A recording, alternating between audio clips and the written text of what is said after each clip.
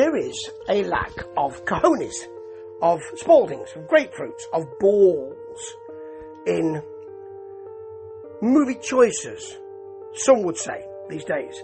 Which is why we've got so many remakes. Because if you're going to go out on a limb and say, got an idea, and I'm commissioning this, and this has cost all this money to write and to cast and to produce, and then it's not made its box office back, you've gone out on a limb, haven't you? And your job may be at risk. If you say, well, this was popular in the past, let's do it again. It's been a few years now, let's do it again. And it doesn't do well, you can say, well, I don't know why it didn't do well this time, but you agreed that it was good before, and there's no reason why it shouldn't be good again. So, you might get to keep your job. That's what I think generally happens. And I am getting a bit bored with reboots, to be honest.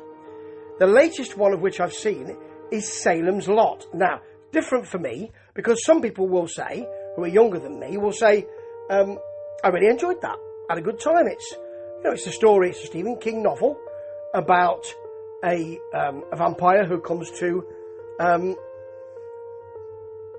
small town in Maine, of course a Stephen King book, and causes havoc there. And a writer who was born in Maine and left and has become quite popular, it's a Stephen King book, comes back to the town, which is called Jerusalem's Lot, isn't it? And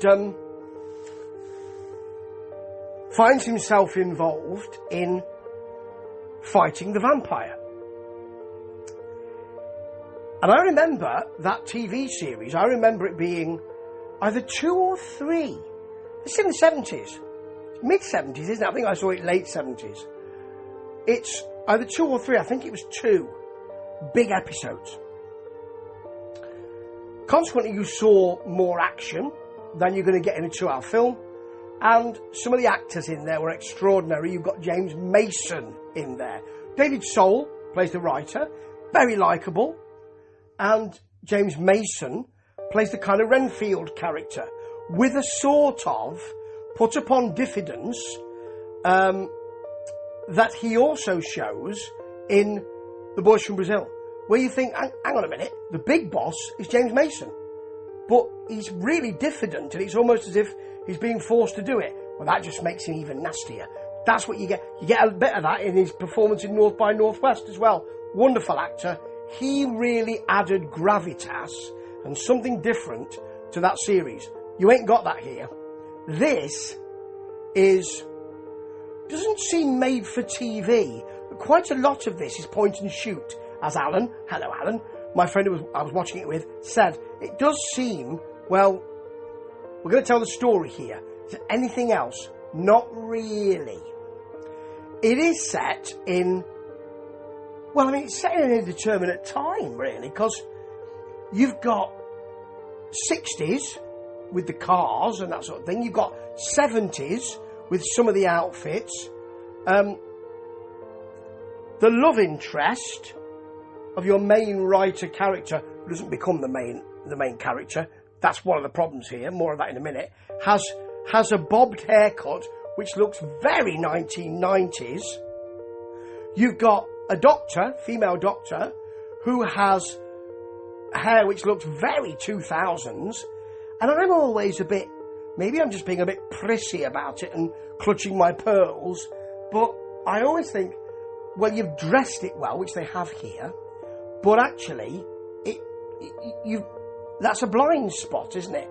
So, you know the basic idea. Here, we have an antiques company, Barlow and Straker. Now, I suppose the character Straker Barlow is the vampire. Spoiler alert, by the way. Oh, Christ. Anyway, Straker is the sort of Renfield character, which is the character much more fleshed out, if I remember rightly, in the original. Now, I haven't gone back and seen the original before I saw this movie. I could before I do this podcast, but I can't be bothered. So, it does seem, maybe it's just it was James Mason, he did seem an awful lot more fleshed out in that series. In this movie, he's in the first scene where he says, I've got a delivery and I want you to take it. I want you to take this box down to the basement in my new antique shop. I've got a sleeping partner, yeah, quite clearly sleeping and undead. There are, I mean, it's a comedy situation with the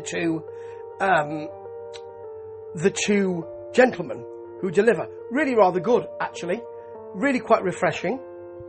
But Pilu Asbake as Straker is, I don't know if it's directed, but he seems really kind of moustache twirling and dressed in a kind of 18th or 19th century garb. He's far too florid for this. So you do think, oh, there's something strange about him. The whole idea of the Renfield character is that they don't draw attention to themselves. With him, it's all there on the screen. Really is. Later on, he's going to give a lift to a couple of kids, stranger danger, and he's really going to be so obvious with the kind of, would you like a lift? As I say, he should be wearing a stovepipe hat and twirling his mustachios at this time. And they accept it. You know, one of them will become a vampire. So it's a shame that the performance of the main character, the writer, Ben Mears, played by Lewis Pullman, is nicely done. Very nice, very easy to like, until we get to the action. Now, when we get to the action, if I remember rightly, David Soul in the original, and I could be wrong, as I say, I can't be bothered to go and have a look at that original, but he did seem to have much more of a role. Here, he kind of defers to a child. There was a child, it's been set up that child's been bullied, he's just arrived at a school, and he actually, he gets smacked, punched, and then he beats the bully up. And then two of the kids who subsequently become vampires, go around to his bedroom, and he's got quite a lot of Dracula stuff there. Quite a lot of Dracula shit going on. So he knows all about that, and later on, he will mine a Dracula comic book for the Dracula rules, which change with every movie. Nothing about Hawthorne here. Nothing about garlic or cutting the heads off. Nothing about that. What you do have here is a sort of overtly religious thing. Because if you grab a cross and you believe, and you might say an incantation, but if you believe, it then glows white hot and starts to throw those vampires around.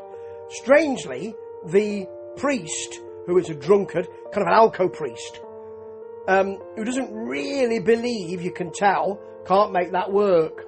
So the whole idea is that they are pinning their hopes on a very interactive, proactive young child called Mark Petrie, played by Jordan Preston Carter, with a kind of world weariness which belies his tender years, and it actually works rather well. Now, what we do get is we get more and more people falling to the vampirism.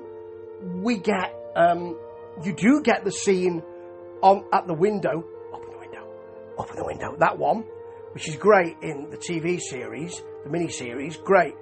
And it's done rather well here as well, actually, in that myself and Alan, hello Alan, again, thought, well, it can't be as good. And then when we saw the shining-eyed kid at the window, I thought, oh, actually, it's like Kenneth Williams in Carrying Up the Khyber. Oh, I don't know, though.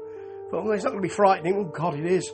And as they carry on, and more people are bitten, etc., etc., the general feeling, and this is one of the strengths of the movie, I don't know if the director, Gary Dorberman, wanted it to be this way, but it is a strength in that there is no sodding plan. No one's got any plans. So they go to a house to tell Mark's family and Mark's mother and father about this. The father says, go to your room.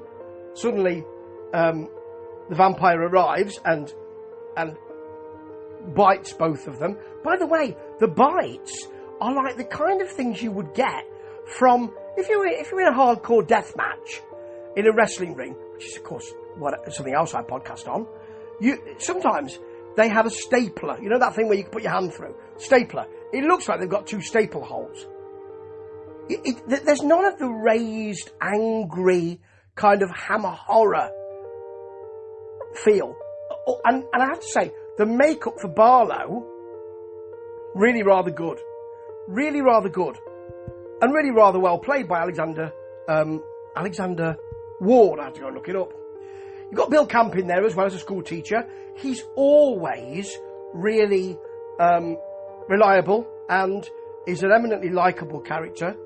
You've also got a sheriff, played by William Sadler, looking dissolute, becomes a bit of a shithouse, as Tyson Fury would say. Shithouse! But there's no plan. Everything's happening so quickly that they can't get a bead on it. And they say, we should go to the church. Well, they're not all in the church because Barlow's already there. Now, the bodies are hidden somewhere. The vampires, should I say, are hidden somewhere. Won't tell you where it is. It's really innovative. The denouement for this movie, really innovative. I'm not spoiling anything when I tell you that Barlow is killed. The way he is killed, beautifully done, extraordinary. And in the end, you've got the writer and the kid driving away together. Maybe there'll be a Salem's Lot 2. I bloody well hope not, but maybe they will. The denouement is beautifully done. Really is. And the use of sunlight is beautifully done. That's the main thing. There are stakes in there and all of that, but and they are well done. But but it's mainly sunlight, which is the big killer here. So that denouement is beautifully done. I'm not going to tell you. It's exciting. It's in one place. It's got multiple threats to it. Not just mild peril, folks. Multiple threats. But you've got to get through 1 hour and 30 to get there. And I cannot help but thinking, the TV series was better than this. That's the problem a lot of people are going to have with Salem's Lot. But they're going to have to be elderly like me. Those who haven't seen it will probably love this. But there is better out there. Ta-ta.